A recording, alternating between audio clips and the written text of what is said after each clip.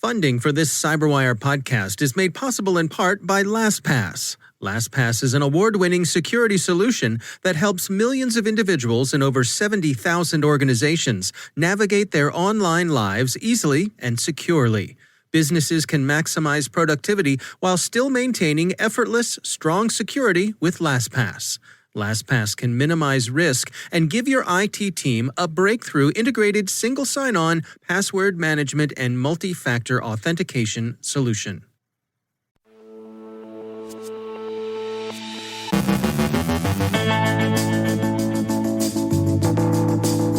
CISA says U.S. elections were secure, that recounts are to be expected in tight races, but election-themed malspam continues, of course.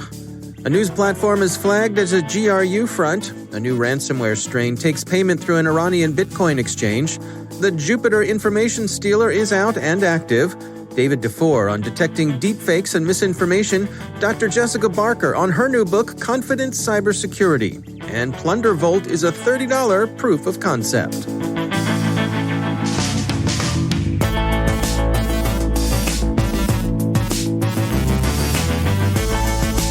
From the CyberWire studios at Data Tribe, I'm Dave Bittner with your CyberWire summary for Friday, November 13th, 2020.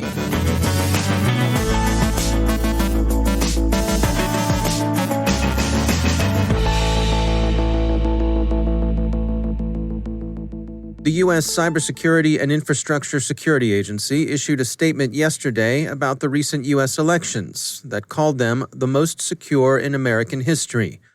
The statement, prepared jointly by federal and state officials, added this perspective on recounts. Quote, "When states have close elections, many will recount ballots. All of the states with close results in the 2020 presidential race have paper records of each vote, allowing the ability to go back and count each ballot if necessary. This is an added benefit for security and resilience. This process allows for the identification and correction of any mistakes or errors.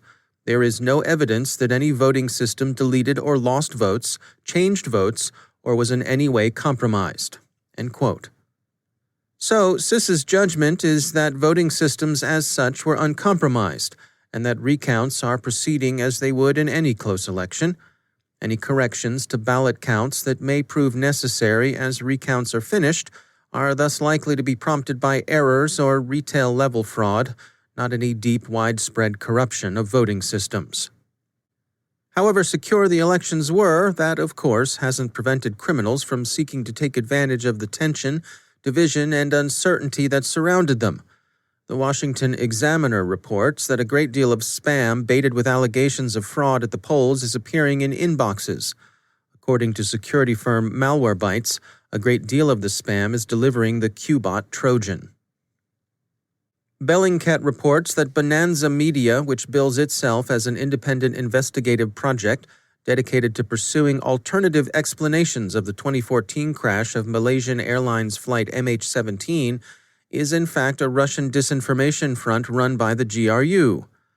Bonanza Media was founded, Bellingcat says, early in 2019 by an RT alumna, Yana Yerlashova, who had specialized in debunking coverage of the Dutch-led investigation. She received the assistance of a conspiracy-minded blogger in the Netherlands, one Max van der Werf, who had also become a frequent guest on various Russian media outlets. Bellingcat's conclusions are that, quote, "Senior members of the GRU entered into direct and regular communication with the project leader. The GRU received advanced copies of Bonanza's publications, provided its employees illegal cross-border access into eastern Ukraine, furnished the project with confidential internal documents of the official Dutch-led MH17 joint investigation team conducting the official criminal investigation into the deaths of 298 passengers and crew members that were hacked by GRU's cyber warfare division and likely instructed Bonanza Media to leak them." End quote. Most of Bonanza Media's claims about MH17 have been of the suggestive rather than conclusive variety, such as the investigation is still open, the documents leave questions unanswered, there's a lot of reasonable doubt, and so on. The more positive lines of disinformation that circulated in the open Russian state-controlled media included claims that Ukrainian forces had shot the airliner down by mistake, that the crash never actually happened, and the debris field and bodies had been staged by Kiev, or even that the shootdown represented a bungled Ukrainian attempt to assassinate Russian President Putin. The actual non-alternative explanation of the MH17 crash is that the Boeing 777 was shot down over eastern Ukraine by a Russian anti-aircraft unit operating deniably in support of separatist forces fighting under the control of the Russian government. Dutch investigators, who had international responsibility for inquiring into the disaster, concluded that the airliner was shot down with a Buk missile fired by the 53rd Anti-Aircraft Missile Brigade of the Russian Federation. The flight had been en route to Kuala Lumpur from Amsterdam with 283 passengers and 15 crew members on board. There were no survivors. The Dutch-led joint investigation team's findings confirmed early Ukrainian assertions, as well as reports by German and U.S. intelligence services. An article in Foreign Policy describes a resurgence in Islamic activity online. Some 500 extremist channels focused on Central Asia are active over such social media as Telegram and Kontakte. Most of the networks have ties to the Islamic State, now expelled from territory it once controlled in Syria. The online radicalization in Kazakhstan, Kyrgyzstan, Tajikistan, Turkmenistan, and Uzbekistan is following familiar patterns.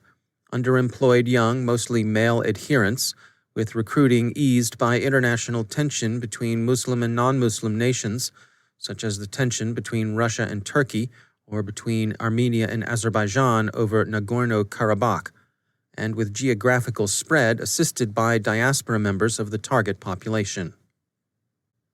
Researchers at security firm Check Point are describing the pay-to-key ransomware operation, which they describe as unusually fast in its ability to compromise and encrypt a targeted network.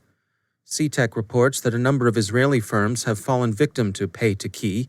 Who's operating the ransomware is unknown, but Bitcoin payments some of the victims have made were channeled through an Iranian cryptocurrency exchange, Xcoino.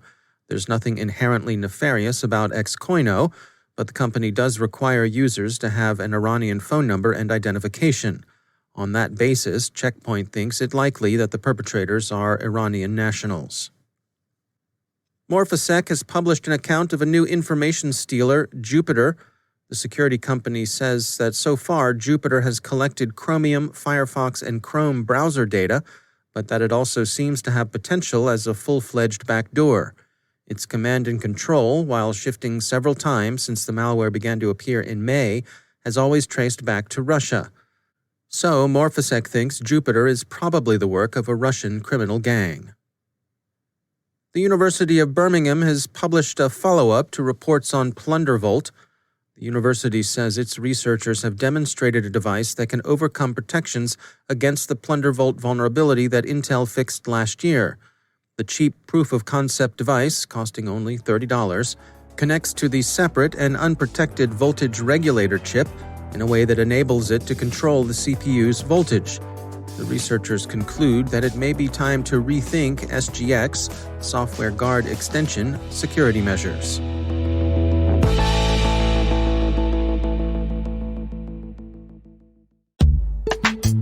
And now, a word from our sponsor, ExtraHop, securing modern business with cloud-native network detection and response. The massive shift to remote work has turned the reality of work on its head. With cloud and multi-cloud adoption, comprehensive visibility is more important than ever. But in order to protect your business, you need more than unified visibility. You need intelligence response workflows so teams can collaborate easily and act quickly. ExtraHop helps organizations like Wizards of the Coast detect threats up to 95% faster. As John Kreese, senior IT engineer, puts it, quote, ExtraHop is helping us accelerate cloud adoption by ensuring our workloads are secure. See how it works in the full product demo, free and no forms required, at extrahop.com/cyber. That's extrahop.com/cyber. And we thank ExtraHop for sponsoring our show.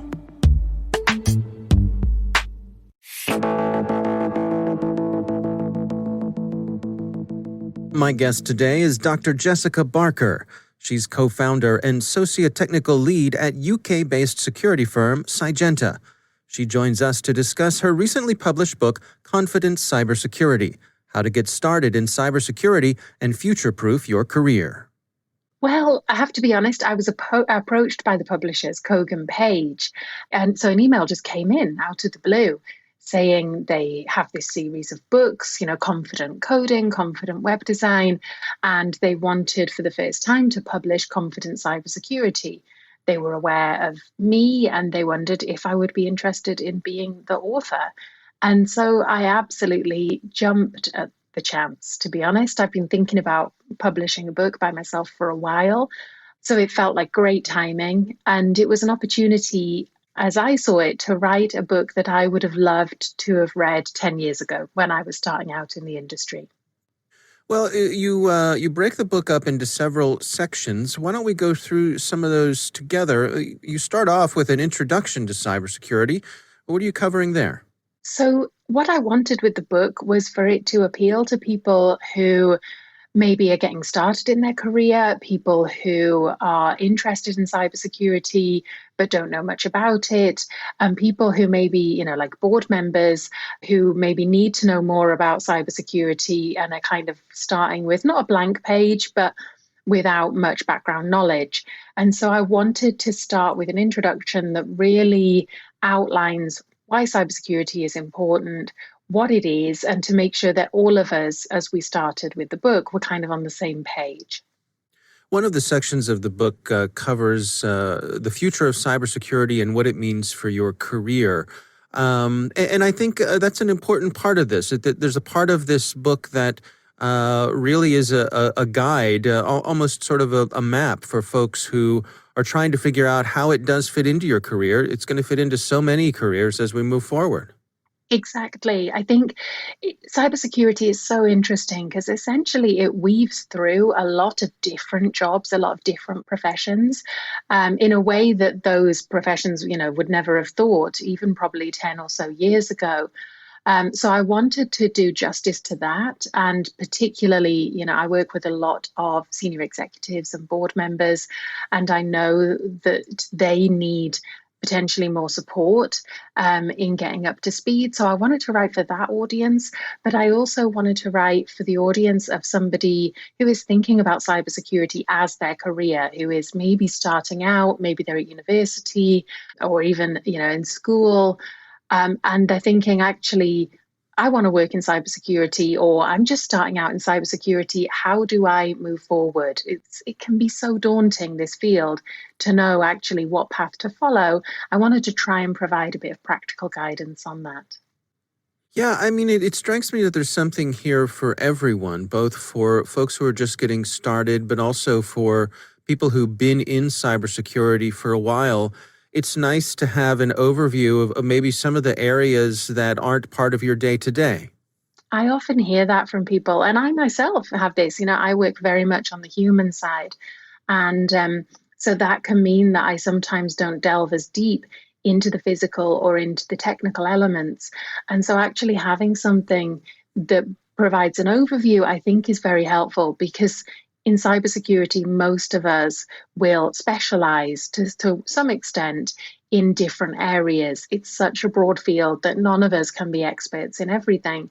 So I wanted the book to actually empower someone who, might be working as a pen tester and actually wants to know a bit more about social engineering, or, wants to know a bit more about cybersecurity at the board level. If you're working with senior executives, then actually knowing what they need to know and knowing kind of how they would look at this problem, I think that can be quite helpful, particularly if you're thinking about moving your career in a different direction or moving to a more senior level. One of the things I like about the book is that you touch on cybersecurity in a variety of different industries. Yeah, it's one thing I notice working with different people and different industries is the way that cybersecurity is so fundamental in all sorts of different organizations and sectors. And actually, with our work, our outreach work with schools, I developed a talk that is what Taylor Swift can teach us about cybersecurity. And it's basically a way of talking about cybersecurity to teenagers, particularly the career side. I talk about cybersecurity in the music industry and the film industry and with footballers.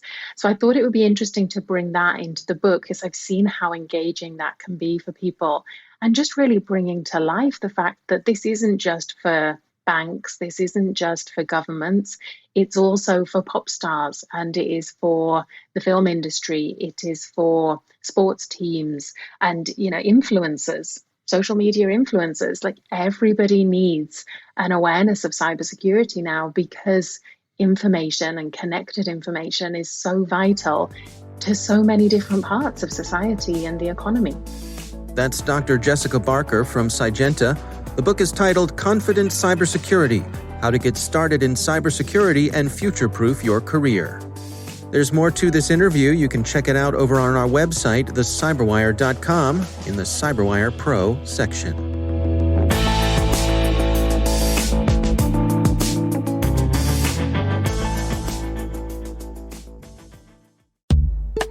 And now, a word from our sponsor, Dufour.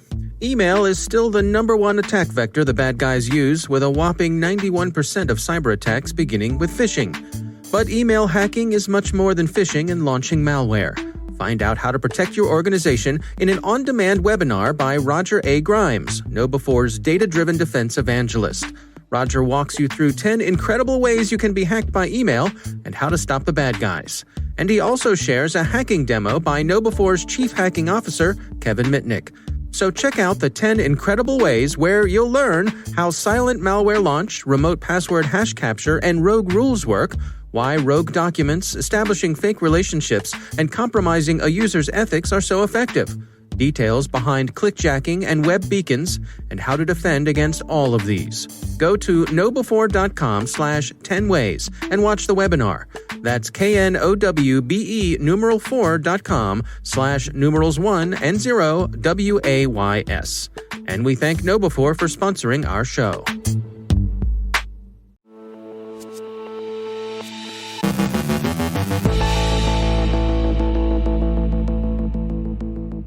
And I'm pleased to be joined once again by David Dufour. He's the Vice President of Engineering at WebRoot. David, it is always great to have you back on the show. I want to touch base with you when it comes to deepfakes and misinformation, some of the stuff that I know you and your team are tracking when it comes to that side of things. What can you share with us today? Yeah, so, there's kind of two different topics that can go hand in hand.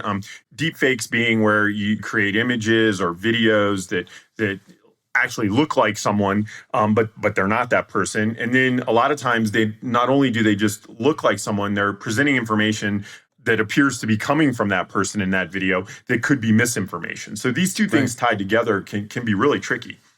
Well, what are some of the specifics here? What are your concerns? Well, a credit card, if it gets stolen, you can call up the bank and get a new credit card number. That credit card's no good anymore. For most people, you and I, David, we're always going to the plastic surgeon, getting work done. So our faces are always changing. But for most people, when your images are stolen and used in a deep fake scenario, there's so much information out there from an image perspective that people aren't thinking about that, it can start to be used and it's almost becomes insurmountable that it can't be pulled back. And as this technology gets better, I think we're going to see more and more of a threat of people mimicking other people, both from a celebrity level down to a grassroots individual level, that it's going to become a problem.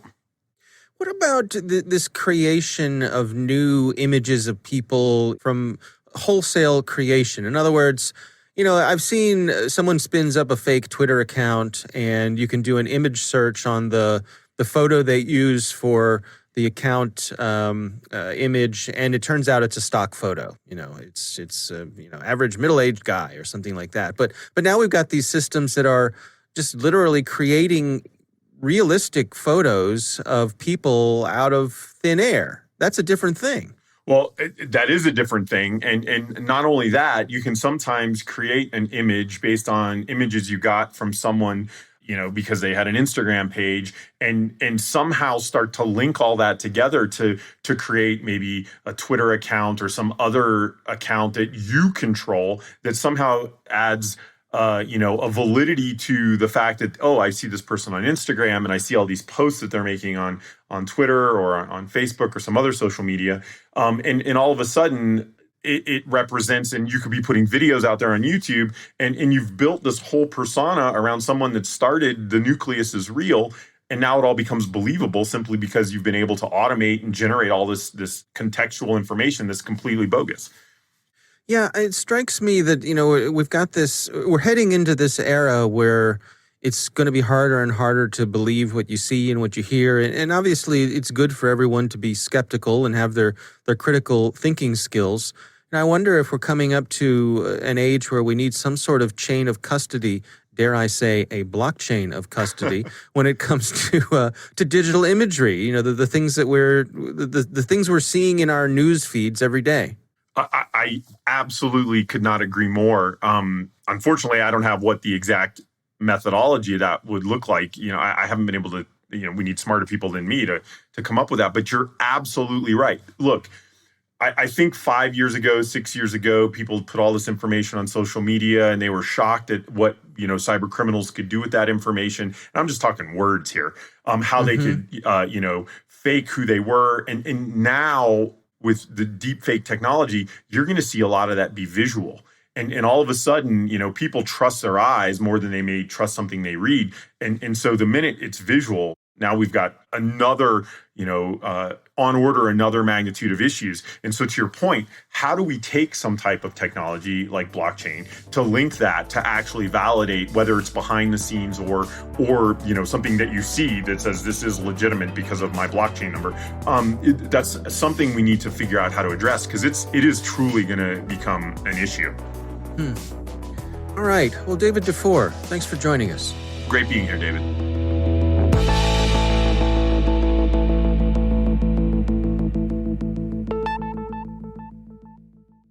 Thanks to all of our sponsors for making the CyberWire possible, especially our supporting sponsor, Proofpoint's Observe It, the leading people-centric insider threat management solution.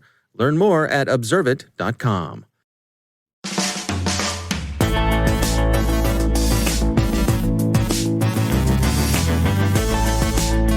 And that's the CyberWire. For links to all of today's stories, check out our daily briefing at thecyberwire.com. And for professionals and cybersecurity leaders who want to stay abreast of this rapidly evolving field, sign up for CyberWire Pro. It'll save you time and keep you informed. With a name like that, it has to be good. Listen for us on your Alexa smart speaker, too. Don't miss this weekend's episode of Research Saturday and my conversation with Larry Kashdollar from Akamai. We're going to be talking about some of his favorite CVE submissions over the past 20 years. That's Research Saturday. Check it out. The CyberWire podcast is proudly produced in Maryland out of the startup studios of Data Tribe, where they're co-building the next generation of cybersecurity teams and technologies. Our amazing CyberWire team is Elliot Peltzman, Peru Prakash, Stefan Vaziri, Kelsey Bond, Tim Nodar, Joe Kerrigan, Carol Terrio, Ben Yellen, Nick Valecki, Gina Johnson, Bennett Moe, Chris Russell, John Petrick, Jennifer Iben, Rick Howard, Peter Kilpie, and I'm Dave Bittner. Thanks for listening. We'll see you back here next week.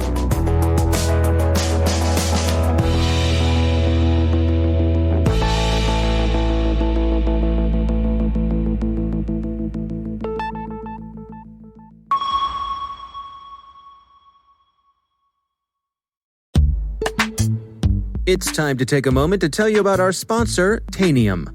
Today, we rely on endpoints for everything from remote work to mobile banking, telemedicine, and online learning.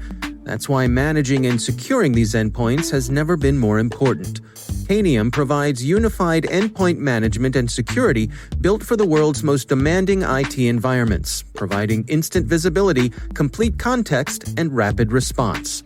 That's why all 6 branches of the U.S. Armed Forces and half of the Fortune 100 trust Tanium to protect their IT operations. Join Tanium at this year's Converge 2020 virtual event to learn about the latest advances in unified endpoint management and security, connect with industry peers, and hear directly from other leading technology partners like Google Cloud and Salesforce. Go to converge.tanium.com and enter promo code CyberWire to receive a 15% discount on a lab pass. And we thank Tanium for sponsoring our show.